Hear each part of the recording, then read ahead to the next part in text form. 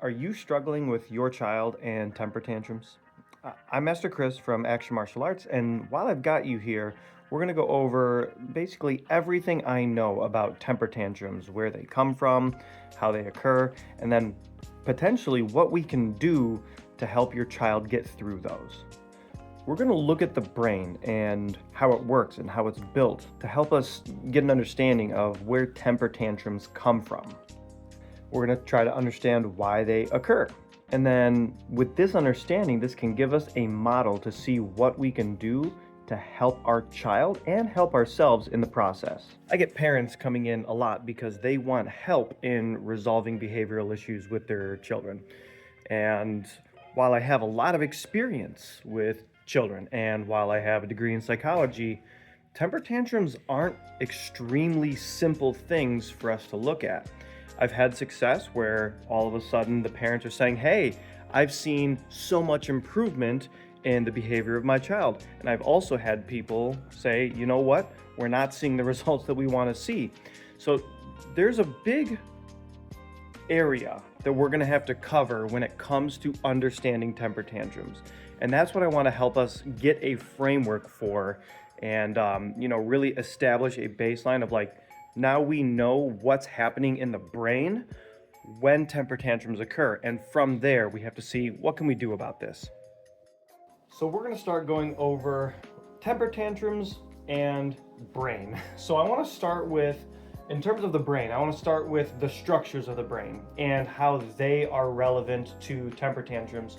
And we're not going to go over like everything in the brain. There's entire careers based on that. There's entire careers based on like different segments of the brain. I want to talk specifically about like overall structures that I think are very closely related to not only understanding temper tantrums, but resolving temper tantrums. So the first one that we need to look at is part of the limbic system. So deep inside the brain is the limbic system. And the limbic system is responsible for a lot of different things, but for the most part, it's a part of the brain that you don't really use consciously. You don't think about using anything in the limbic system for the most part. You can recognize it, but it's not something that you do everything that you can to control. It kind of runs on its own. It runs a lot of really important parts of our survival mechanisms.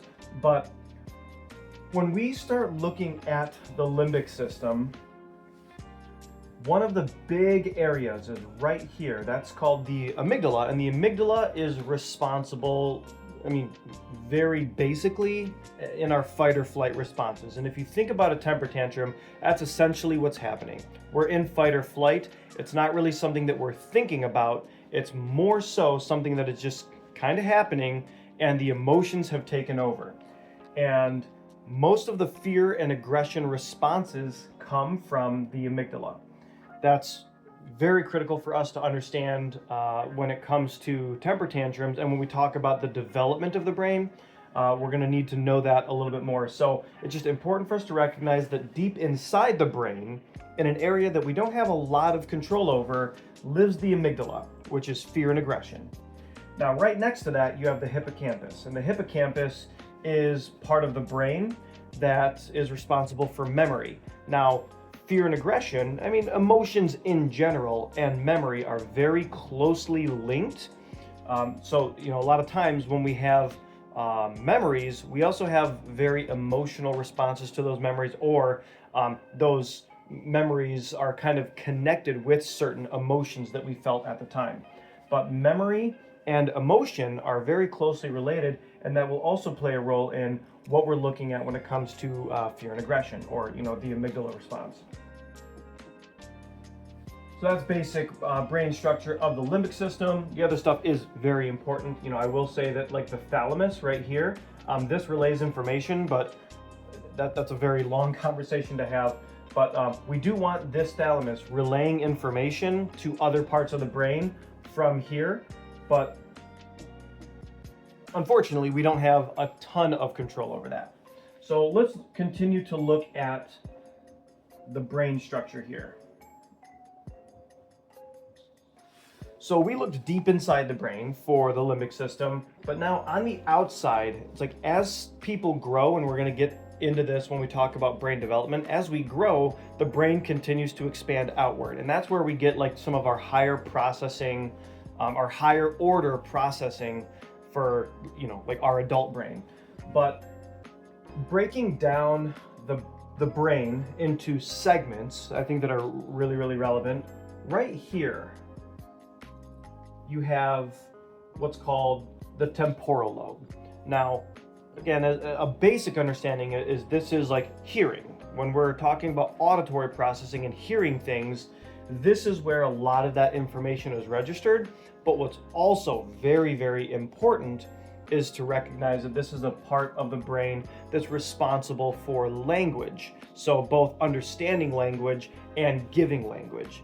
So this is part of both auditory processing, hearing, and this is also part of language processing, okay? And if you'll notice, like right here,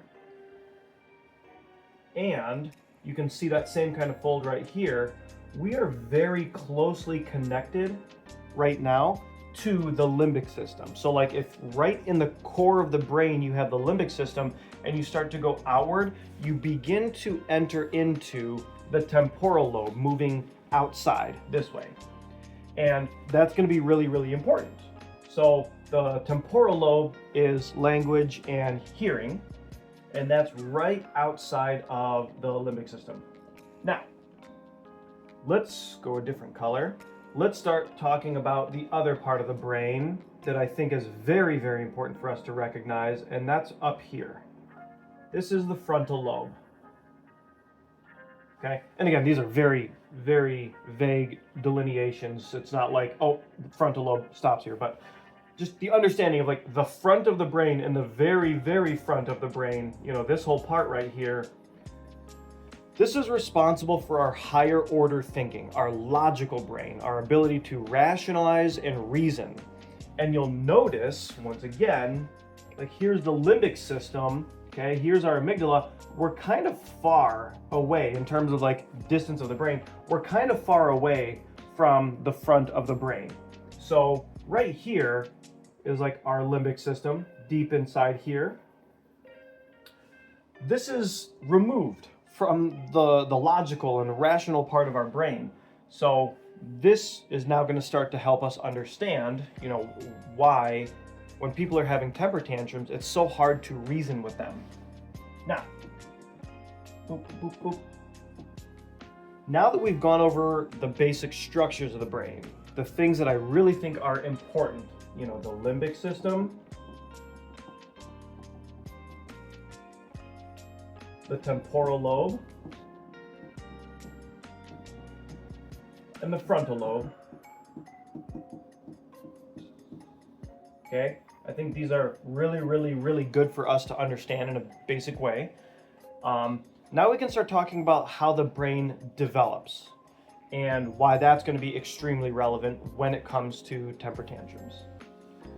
So we're born with our whole brain basically having all of these parts, okay? There's nothing that we don't have when we're born that we don't have, or there's nothing that we don't have when we're born that we do have as we get older. It's just to what degree are these things developed? I mean, think about like a child. A child has arms and legs. They're just not very developed. They can't use them very well. So this is pretty much the same thing with the brain. We have a frontal lobe, we have a parietal lobe, we have an occipital lobe, we have a temporal lobe, we have all of those parts of the brain, but they need to develop consistently and over, tremendously over time. Like think of like, when is somebody done growing? When they're an adult, right? Same thing with the brain. When are we done growing? When we're an adult. And some would argue really never. You never really stop growing. So we start with, like when we're in the womb, all of the very basic stuff, like our brainstem is our most basic structures to just help us survive, right? All of this stuff is survival, survival, survival. This right here starts to be basic movement. It's our cerebellum. This is very vague general gross motor functions, okay? And then we start, building our brain from the back, from the brainstem, and going through this way. Like we just work on developing like up and through. So all the stuff that we need to actually stay alive starts, and then we go into the next thing that really starts to develop fuller is the emotional side of our brain, our limbic system. Not really the emotional side of our brain, but our limbic system, where other areas that are important for our survival begin to develop, but also the beginnings of our amygdala, the beginnings of our memories, the hippocampus, they are really starting to grow next, right? And then from there, like once we get the brainstem, and then once we get that little popcorn ball at the top of the brainstem, we continue to just grow outward, right? And so as we're growing out this way, back to front, we're also growing in to out. And obviously, of course, we're doing that. But why that's important is this part of our brain, where the amygdala is, the limbic system, is much more developed before our language processing, before our rationalizing part of our brain, before, pretty much everything else, right? This is developing well before every other part of the brain that's going to help us understand temper tantrums. So when we're talking about little children, okay, we remember the 2-year-olds and the 3-year-olds, the terrible twos. This right here is very active. This is ready to go. And it's working way better than the ability to process language, right? Kids have temper tantrums and they scream and they cry well before they can say what's wrong, which is one of the areas that's so frustrating as a parent, right? We just want them to tell us what's wrong, and they have no capacity to do so, okay? And for people who struggle with temper tantrums, okay, most of the time it's because we're having a very, very strong emotional reaction, but we don't have the ability to put it into words to solve it. And that can start to create frustration, which will eventually tip over into a full temper tantrum, because you have a problem, you want it solved, you don't have the language to get it solved, and so the only thing that you can do then is act out. Now, what tends to happen? We get a response from that, right? Remember, this right here, our anger and our fear and our aggression, all of that is connected to our memory, right? Our hippocampus, right? Our emotional learning. So when we start to act out and we get a response, this is why a lot of people are saying, oh, don't respond to the temper tantrums, because you're going to teach them that this is how to get their way. Now, there's merits to that. There's also demerits to that, right? It's a lot more nuanced than that, but it is correct. When we are angry and we are lashing out, we are also starting to learn what happens from there, okay? So we can move from the amygdala to the hippocampus and learn, okay? But what's also happening is when we're younger, we only have like a little bit of this rational side of the brain. So we might act in ways that don't really benefit us when we're having temper tantrums, okay? And it's because it's not a rational process, it's an emotional process, okay? And so in the book, The Whole Brain Child, hopefully this doesn't erase the brain. Yeah! In the book, The Whole Brain Child, we start to understand things in terms of the upstairs brain and the downstairs brain. And when kids are starting to have temper tantrums, when kids are having emotional reactions, they're entering into the downstairs brain, right? And once they go into the downstairs brain, they shut the door, and it is very difficult to get them out of the downstairs brain, right? Everything is happening right here in the amygdala, and we have a very difficult time getting the kids to understand that, like, this is not how we behave. This is not how we get our way, okay? Now, the kids will also learn sometimes that behavioral issues will elicit a response that gets them what they want, and they start to learn that. So, when this is happening, one of the things that we start to try to understand is like, okay, I get that the kids' brains are developing. They have more of an emotional side, they have less of a rational side. So now what can we do, right? And this is where the problems and the solutions come into play here, okay? Like I said, I've had people bring their kids to my classes saying that, hey, they're having temper tantrums and I want them to stop. The problem is that there's no easy fix. There's no thing that ends up like, okay, this is the thing that you do and it works. It just doesn't exist, okay?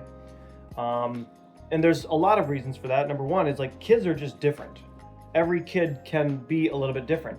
I've tried something on some kids and it works perfectly. I've tried something on other kids and it doesn't work at all, okay?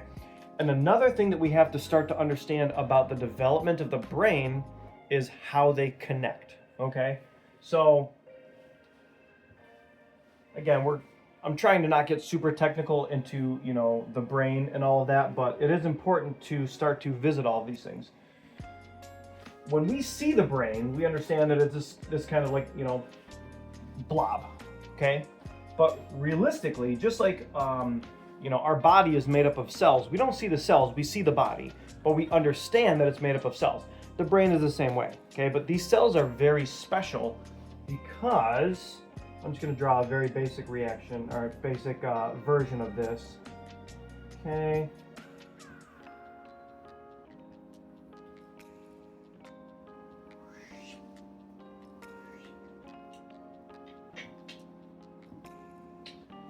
This is, again, very basically what a brain cell looks like, okay?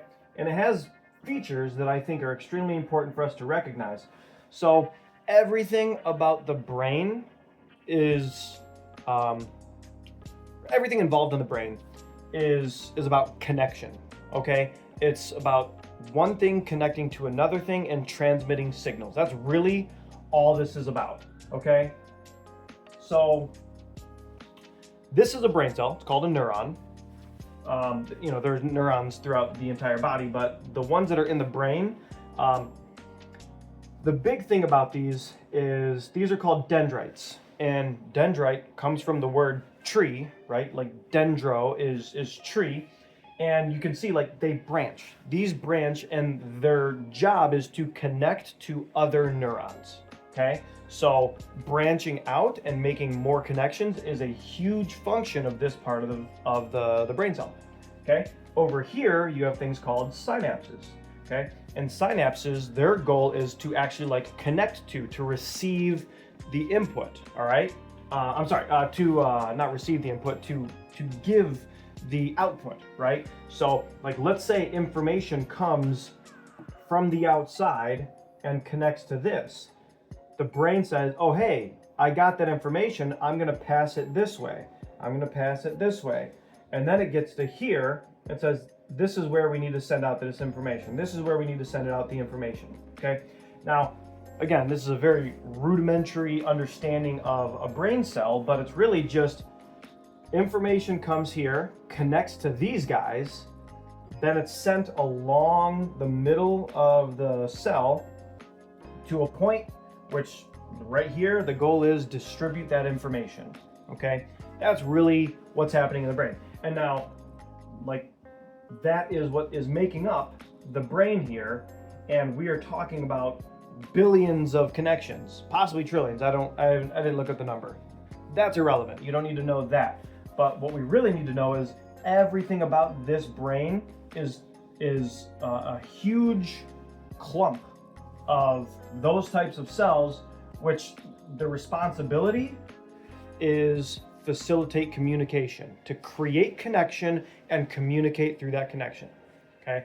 So that is why we really need to understand different structures of the brain, what it's located to, and then now, how does that relate to solving temper tantrums? How does that relate to pretty much everything else involving the brain, okay?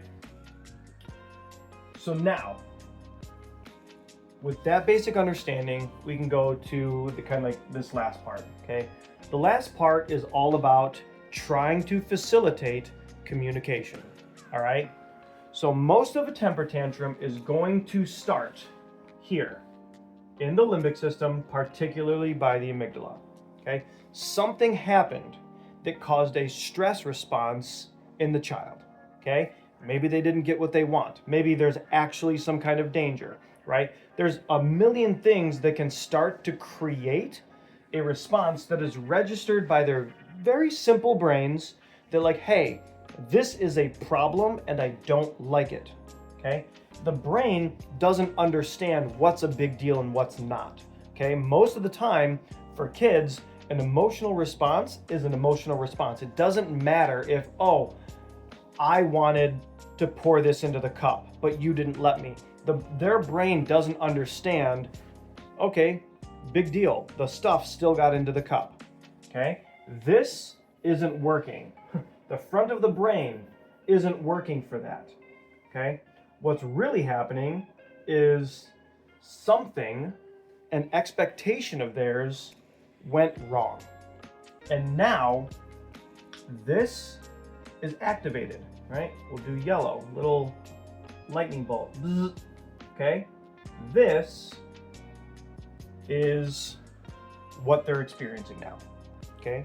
There's no ration to it, it's just an emotional response. But the question is it possible to start to turn that emotional response into a more logical and rational response, okay? The simple answer is yes, but the more complicated answer is it really depends. Because how old is the kid? How much can we actually expect of them based on the development of their brain right now?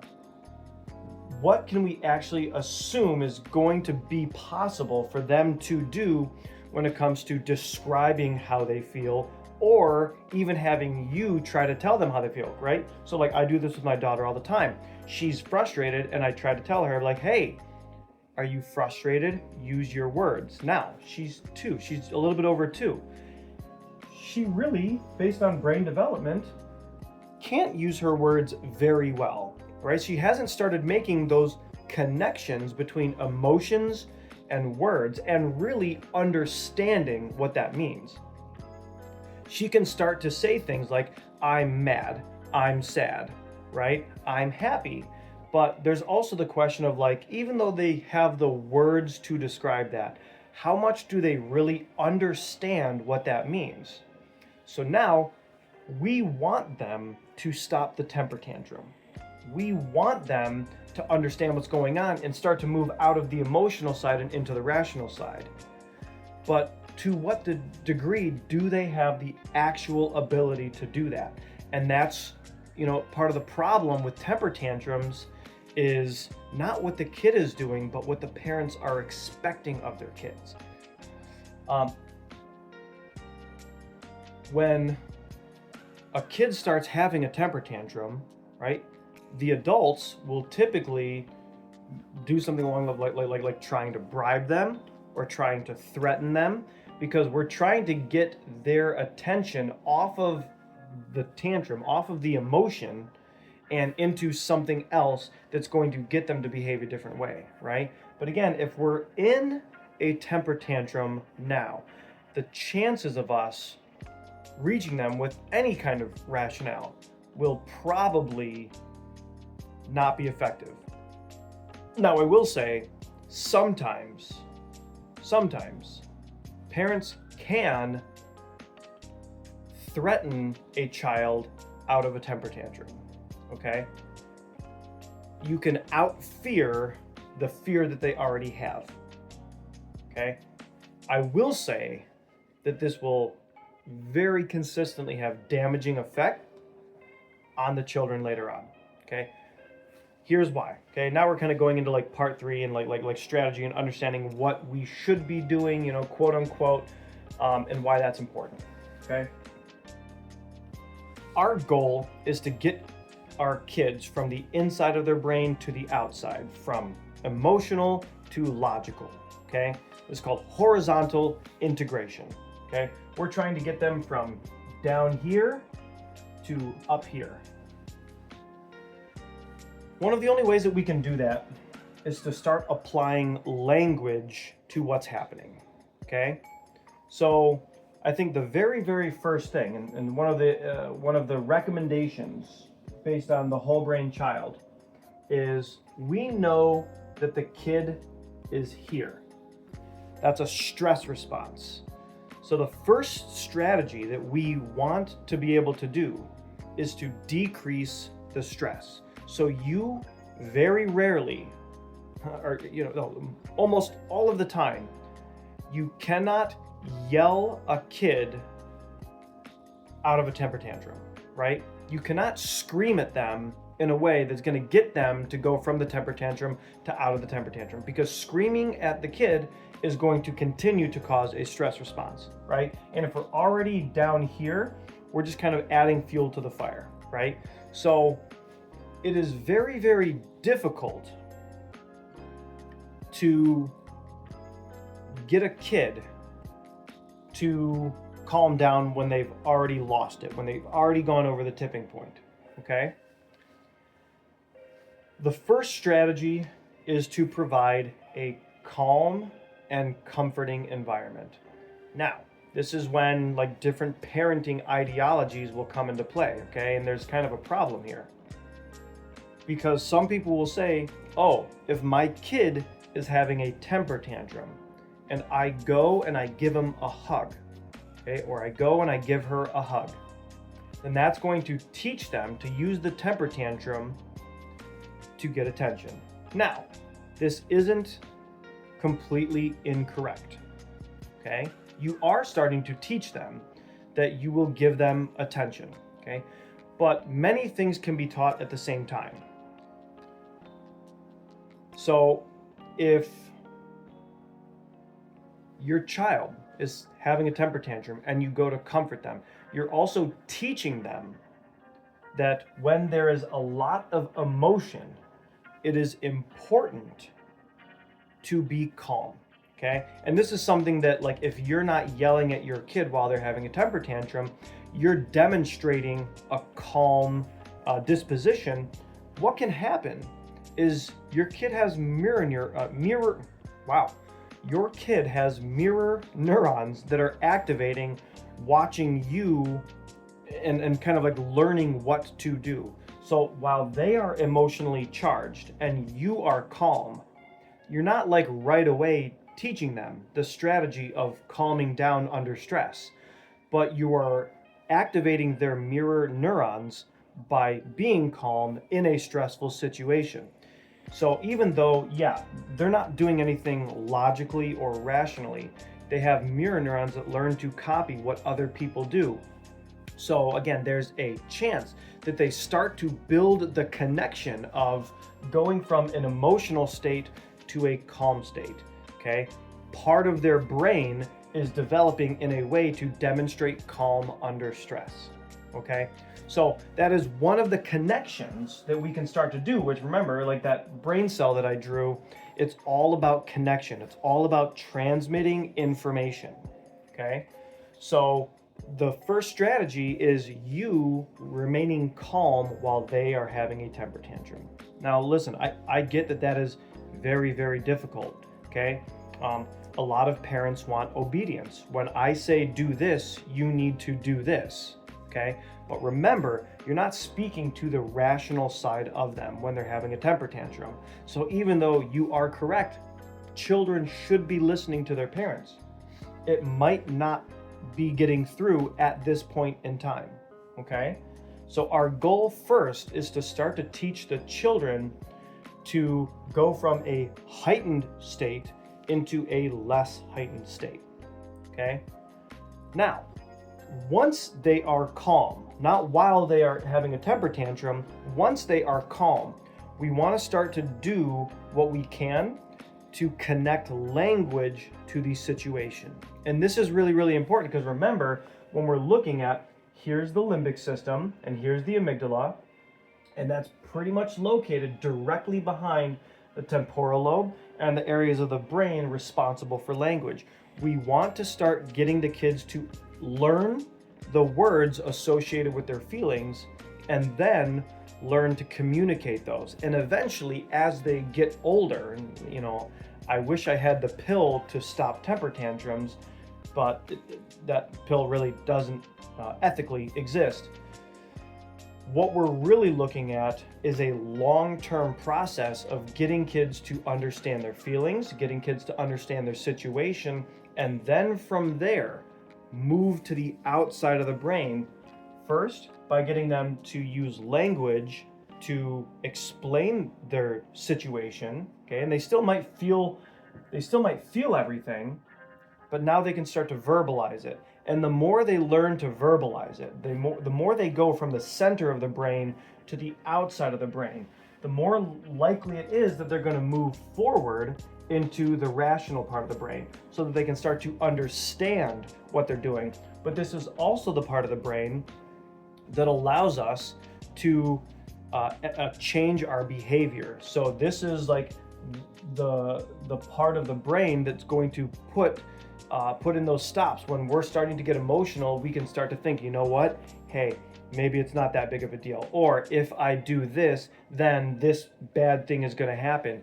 If I start to get too emotional, I'm going to lose this opportunity. But until we really start to understand the emotional side, then unfortunately we can't get to the rational side. And this is when a lot of parenting, comes down to threatening. If they start having a temper tantrum, hey, you keep doing this, I'm going to take this away. You keep doing this, I'm going to take that away. And a lot of the time that doesn't work, right? If we catch them before they've kind of reached the tipping point of their emotions, then maybe some kind of threat or reward could stop them from going over the edge, right? But we have to understand that we're also not teaching them how to get through that process themselves, right? With either a reward or with a threat, right? We're not really teaching them to be able to decrease their emotions and regulate their emotional states.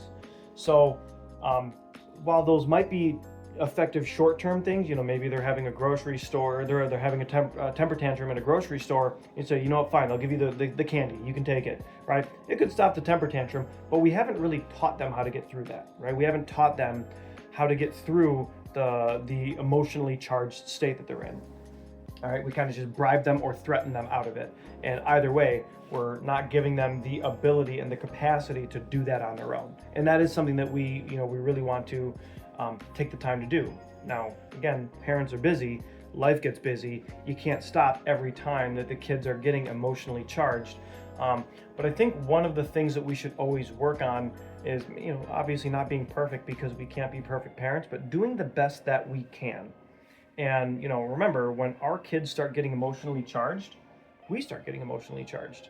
And there's many reasons for that. Number one is mirror neurons, right? We see emotion, we start to get emotion. Number two, our ego can kind of take a hit because they're not listening to what we say. We're like, hey, you need to listen to me because I'm your parent. And when that doesn't work, right, that can be like a hit to our egos. Like, oh, like you're going to listen to me, right? We get defensive almost, and we have to prove that we're the parent and you're going to listen to me. So now we start to think about taking things away. We start to think about punishing. We start to think about other ways to modify the behavior other than helping our children get through it. And again, we've seen a lot of the way that we were brought up. There's a lot of psychological trauma that happens based on the way that we try to force our kids into behaving rather than educating them, right? So one of my favorite things to understand is, the word discipline. We always hear discipline, and when we hear of discipline, most of the time, a lot of us think punishment, right? Like, oh, you got to discipline your child, which means like spank them, like threaten them. Make sure that they don't act the way that they do under fear of some kind of punishment or some kind of, taking something away, grounding them, all of that, right? But discipline, from the Bible, the word disciple, okay, it just means somebody that learns, right? A disciple is somebody that learns. Discipline is the process of learning. So when we connect discipline to punishment, we're starting to think like the only way to teach someone is to punish them. And that's not the case, right? When we start modeling how we should be acting in a stressful situation, okay, that is also discipline. We are teaching our child how to do that. Now, as they get older, again, this is going to be a long process. This is like happening as they develop. We're trying to build connections, and this happens over years, okay? Not days, not this one therapy session. This happens over years because their brains have to start making connections, right? As that happens, they are better equipped to handle the emotions themselves, not through bribes, not through your words and your comfort necessarily, not through threats, but they start to learn to verbalize and rationalize their emotions in a way that is very, very difficult if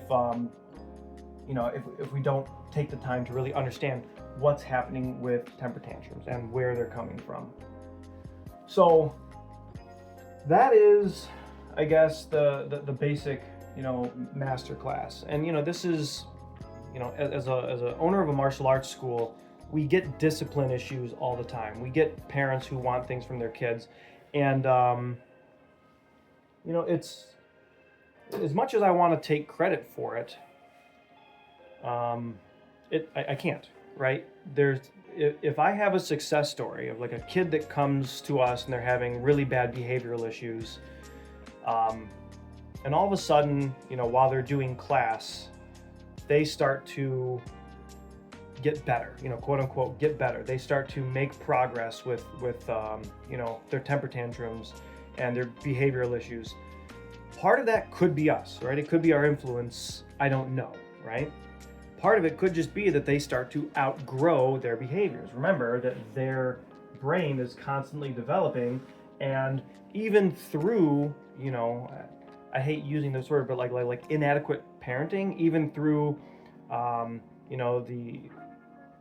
the parenting that is completely reliant on threats and punishment or bribery, even through that, they can just start to integrate themselves. They just learn how to do it because those connections form either way.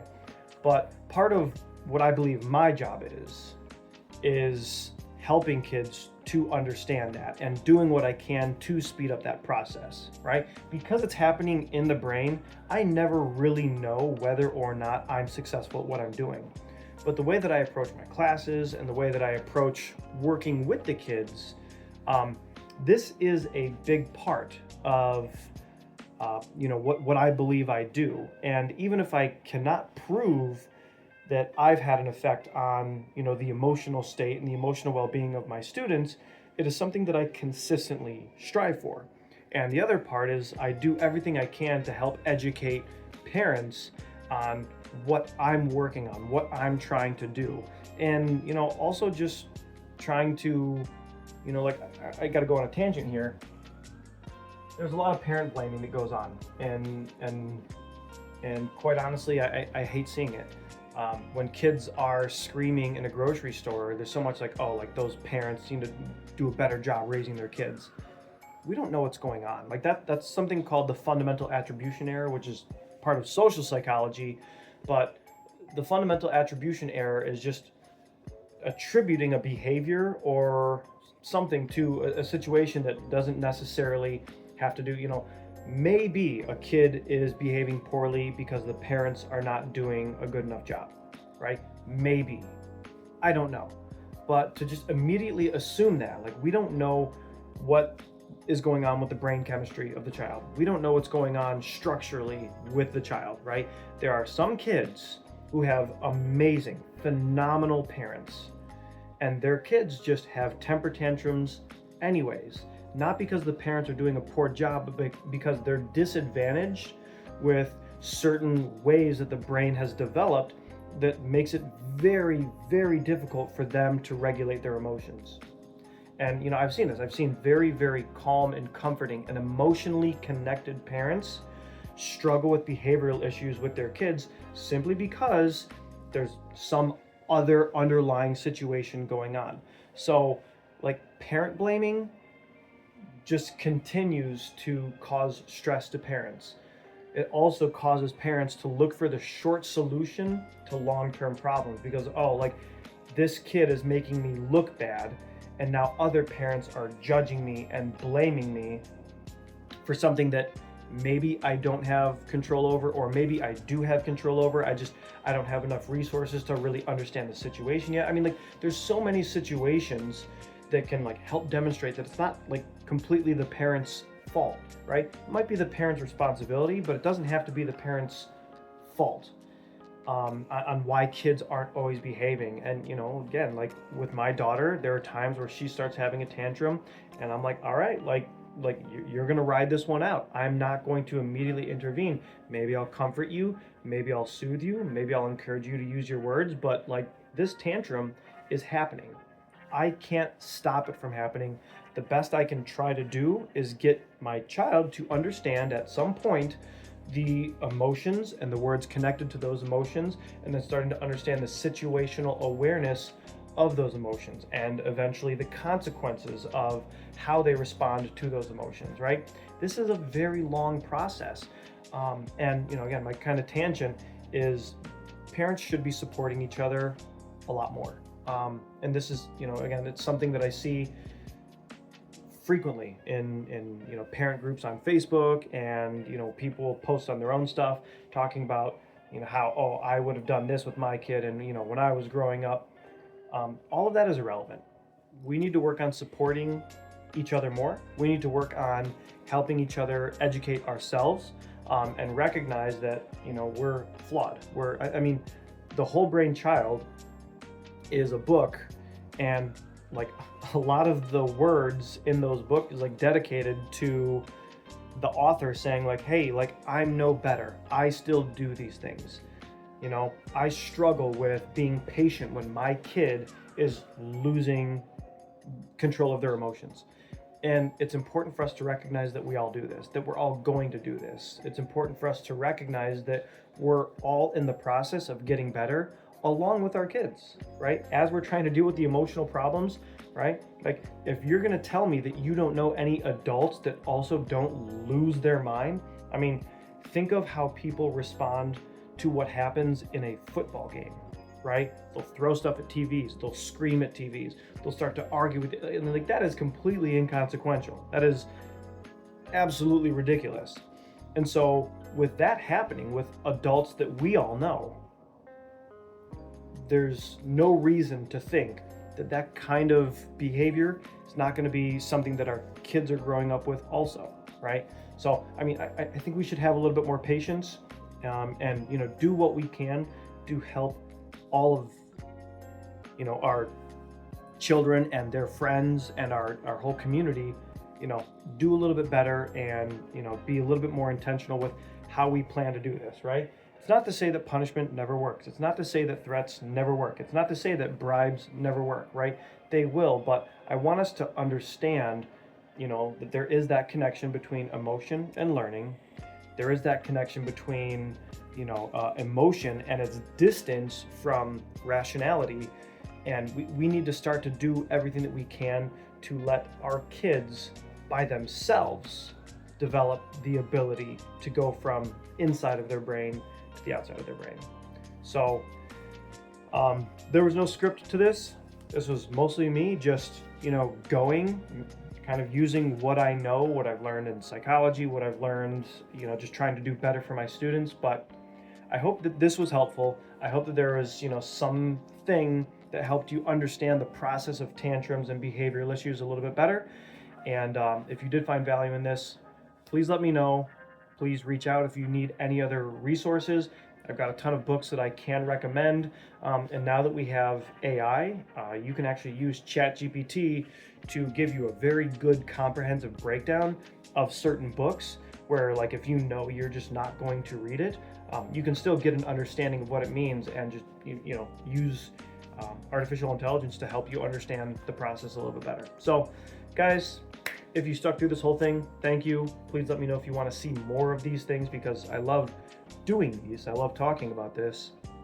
But, if I just did talk too much or if I was really confusing, that's something that I'd love to know as well. So I can do everything I can to do a little bit better with educating the people that's in my community. So thanks, guys.